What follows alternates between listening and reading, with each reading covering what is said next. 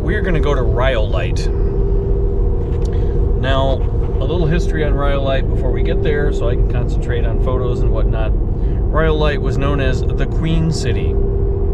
It was the largest town in Death Valley, and it had a population somewhere between 5,000 and 10,000 people. Yes, I said Death Valley. Yes, I said 10,000 people. The things that money will make people do. So during its heyday in 1905 to 1911, now this interesting here is we're not in the 1860s now. Now we're in 1900s for Rhyolite. Rhyolite is a thing, it's a rock, and this is why the town may be named after that. But anyway, Rhyolite in its heyday had 2 churches, 50 saloons. Miners do like to drink, don't they? 50 saloons, 18 stores, 2 undertakers, only 2. 19 hotels, 8 doctors, 2 dentists, stock exchange, and an opera. The town contains numerous ruins, including the Bottle House, Senator W.A. Clark's train depot, remains of a 3-story bank building, and the jail. So we're going to go see this.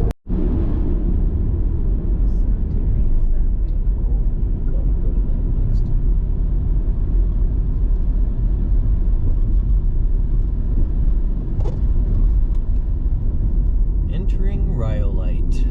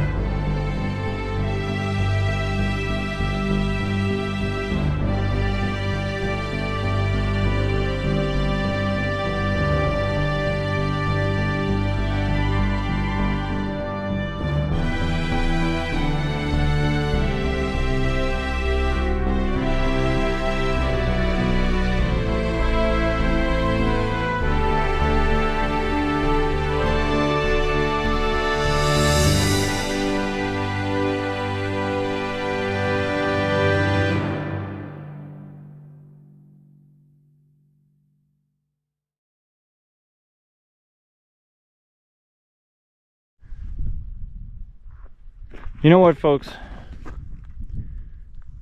I think it's time for my chauffeur to read. She reads so pretty, though, doesn't she? What does this say, Gwen? Miners Union Hall. I gotta be close. Really? That close? Yeah, so you pick it up. Okay.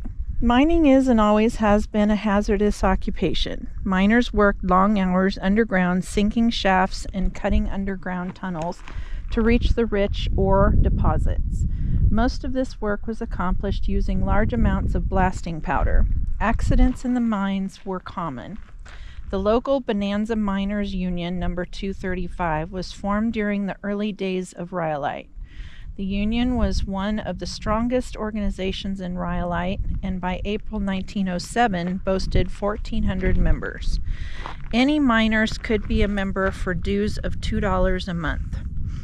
With those dues, the union saw to funeral arrangements for local miners and operated a miners' hospital, which provided the patient with a bed, board, and trained nurse attendants. The Union Hall was located on Golden Street, among the most prominent businesses in town. It was constructed of large timbers and featured a pressed tin ceiling. After a fire destroyed the Union Hall in 1909, it was rebuilt with a stone foundation and basement. After the demise of Rhyolite, the Union Hall was moved to the nearby town of Beatty. In Beatty, it served as the old town hall and was the social center of the town for many years. The hall was finally torn down in 1960s. The wooden emblem that once graced the doors of the Union Hall in Rhyolite now hangs at the Beatty Museum. There you go. This is what's left.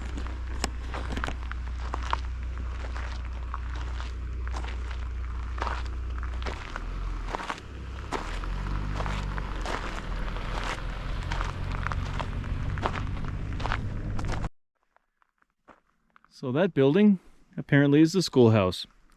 This is the second schoolhouse built in Rhyolite. The first was a small wooden building that was built on 2 lots that had been donated expressly for the purpose. In February of 1906, the first school opened with 26 students. 1 month later, there were 46. By October, there were 74 students and 1 teacher. Ouch. Sorry, teacher. Student body grew rapidly as families streamed into the growing town. 1 year after opening, 225 additional students were enrolled. Understandably, the teacher was said to have had a nervous breakdown from the number of students packed into the original school. There's a picture. Get my shadow out of it. There is no getting the shadow out of it. Sorry, sun's right behind me. It's kind of hot too.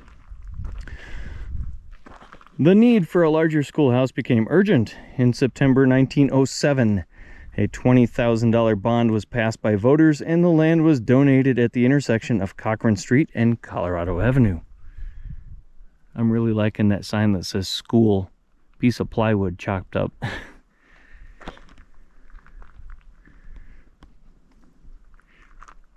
The new school was built using concrete blocks and poured concrete walls. Hence the concrete walls. The first floor was divided into 3 classrooms with a large hallway, and the second floor had 1 classroom and an auditorium. The roof was covered in galvanized Spanish tile, and there was a cupola and bell.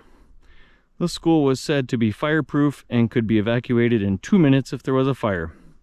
The new public school opened in January 1909, but closed 2 years later in 1911 due to the decline of the mines and the loss of students as families moved away. The original $20,000 bond passed to the town of Beatty and was not completely paid off until 1978. Well, put all your money into a mining town. See what happens. Let's go take some pictures.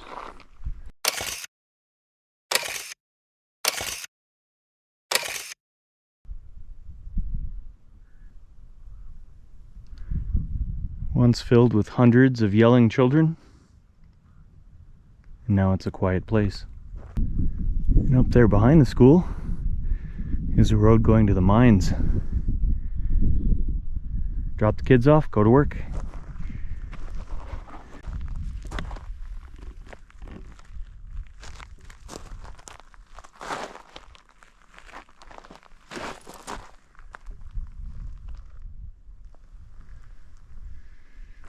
Tin cans.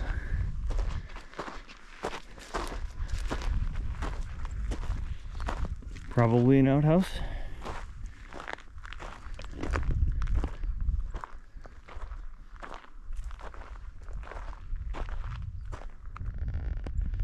Probably a sewer.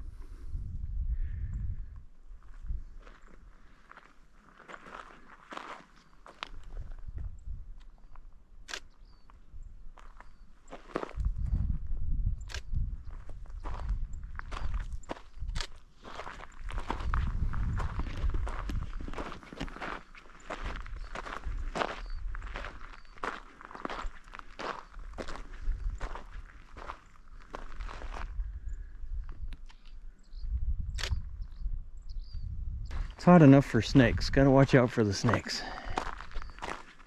Why did it have to be snakes?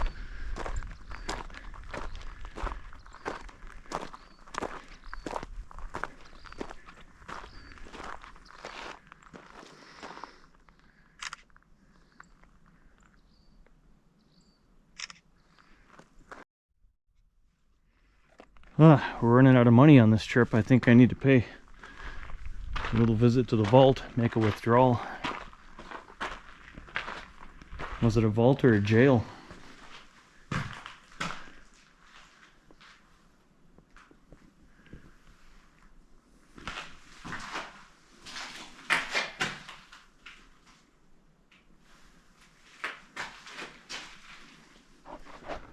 I don't know.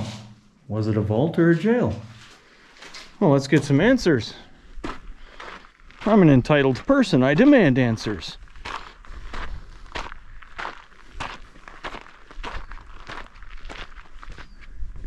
I'm guessing vault from the really nice staircase here. Let's find out. So it used to look like that.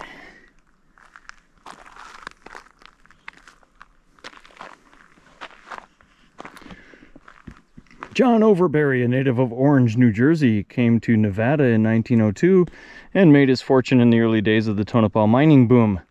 Like many of his peers, he came to Rhyolite hoping to be a part of a new big boom. Local newspapers chronicled Overberry's arrival in a swell Oldsmobile. The next spring, he ordered a second Oldsmobile, and per the Rhyolite Herald, drove author Jack London down from Goldfield and out to Death Valley. Construction of the Overberry building began in 1906. It was completed in June 1907. Structure is 45 feet wide by 80 feet long and cost somewhere between $45,000 to $60,000 to build. The building was meant to be 2 stories tall. However, after John Cook began constructing a 3-story building just up the street, Overberry quickly changed his mind and his building became 3 stories tall. Now it's exactly no stories tall. The Overberry building was one of the first general purpose buildings in Rhyolite and the largest stone building. As one of the more prominent commercial hubs in town, it was fully equipped with fireproof shutters, an automatic fire suppression system, and private bathrooms. At its height, the building housed a stock brokerage firm, the First National Bank of Rhyolite, a dentist, and attorney's offices.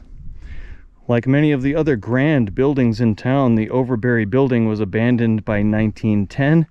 Much of it was dismantled by 1924. So I'm going with vault.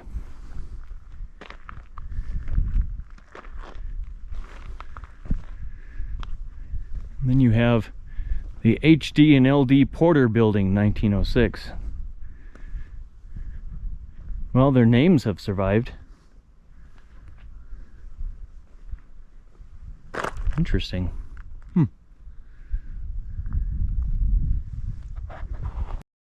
So if you've seen the Indiana Jones movies, this was Petra, where Indiana Jones went in for the Holy Grail. The mountain has eroded away and all that's left is the face. Okay, I can't back any of that up. This is the John Cook Bank.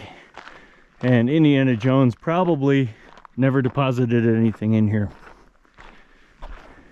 Let's go learn a little something about it. There's the photo.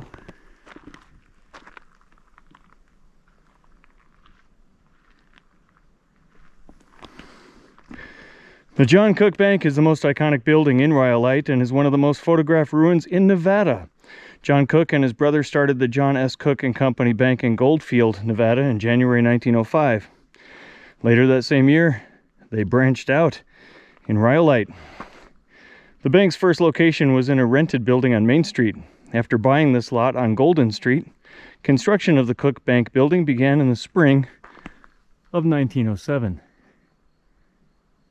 It's missing a corner up there. One of 4 banks in Rhyolite, the Cook Bank building was by far the finest. Built of poured concrete, the building was 3 stories tall and had a basement that housed the post office. Oh, I gotta go downstairs to get my mail. The interior was finished with marble staircases and mahogany accents. It also boasted modern conveniences such as electric lights and indoor plumbing. Well, let's guess what happened to it. Can you guess? I'm gonna stab at a guess here and say it went down with the rest of the town. Despite its opulence, the Cook Bank was open less than 2 years. In the summer and fall of 1907, the financial crisis, often referred to as the Knickerbocker crisis, caused banks across the country to go bankrupt. Sounds familiar, doesn't it? Almost like what's happening now. By 1910, the Cook Bank was closed and the John Cook had sold off all of the building's fixtures. Since the closure of the Cook Bank, the building has appeared in many movies, including Airmail, The Arrogant, Cherry 2000. Oh, that's a good one. The Island, Delusion, Ramona, The Reward, Wanderer of the Wasteland. That sounds good. Six String Samurai. Okay. Rough Riders Roundup, Bone Dry, Ultraviolet. Okay, now I gotta go watch Ultraviolet. And more movies. Notice it didn't say Indiana Jones. I'm pretty sure they're wrong. This had to have been Petra and Indiana Jones. Look, people, this is very important. It says video. For whatever reason. I don't even know what that is. Okay, I'll shoot video.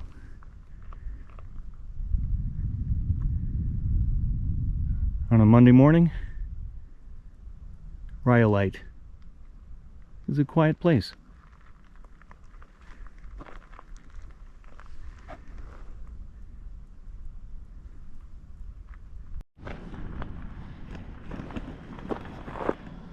And here we have a grave. Very decorated grave. Let's find out whose grave it was.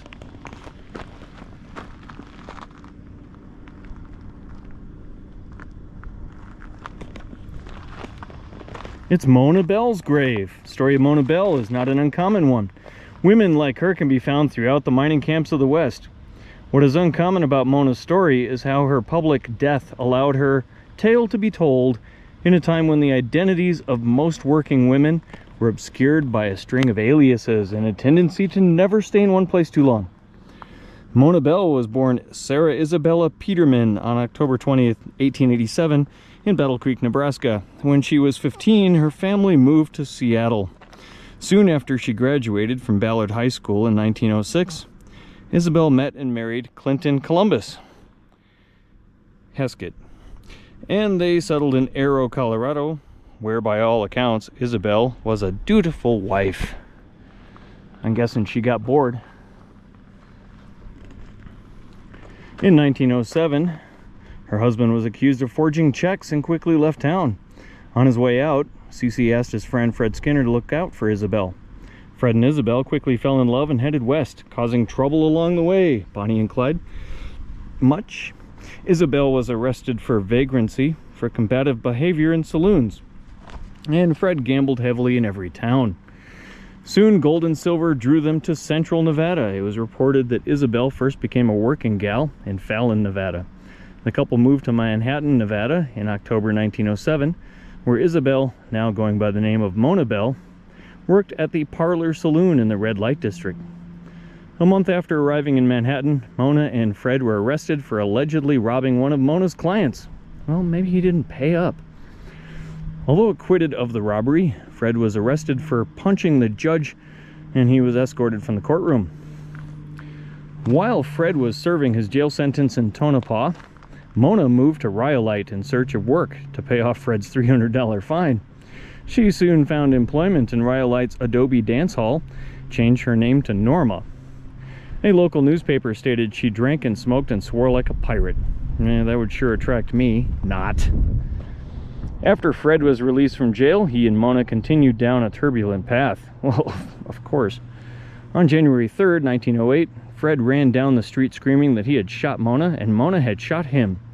Well, Mona died that night. As a small crowd formed in the daylight, rumblings of anger built in Rhyolite. Even though Mona was a prostitute, many felt she was a kindly woman who had been led astray by Fred Skinner. In March, Fred was sentenced to first-degree murder and life in prison. After news of Mona's death reached her family, her estranged husband, C.C. Heskett, traveled to Rhyolite to claim her body. Mona was put to rest in the Peterman family plot at the Crown Hill Cemetery in Ballard, Washington. Well, many years after the deaths of Mona and Rhyolite, Mrs. Herschel Heisler, who ran a small museum and gift shop out of the train depot, built Mona's false grave here at the edge of town and told tourists that Mona was not buried in the town cemetery because of her profession. Well, question is she even buried here at all? Sadie Heskett's Mona Bill's headstone from her actual gravesite in Ballard, Washington. All right, way to go. We decorated a grave with nobody in it. And over here would be the jail. Am I going to go in and look at the jail? I don't think so. This mine up here above our car might be something else too that I do want to go see. The sun is cooking me though, and I'm a redhead. We're one step away from vampires, we redheads. I could like turn to ashes and dust in a minute here. So am I gonna climb up there and show you that mine? No, because I know what it is. I'll get up there and it'll be sealed off in about 2 feet of the entrance. But there's one of the many, many mines in the foundation of another building. Or was it a bridge? I have no idea.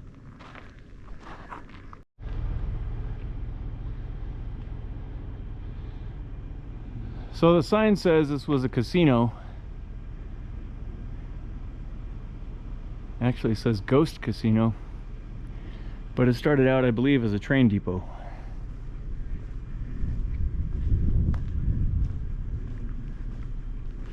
They don't want you in it, but it's open.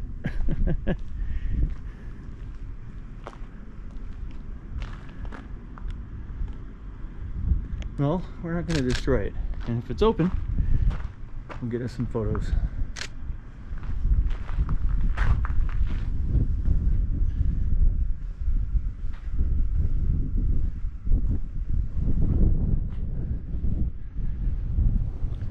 Union Pacific Train Depot turned casino. And now it's nothing.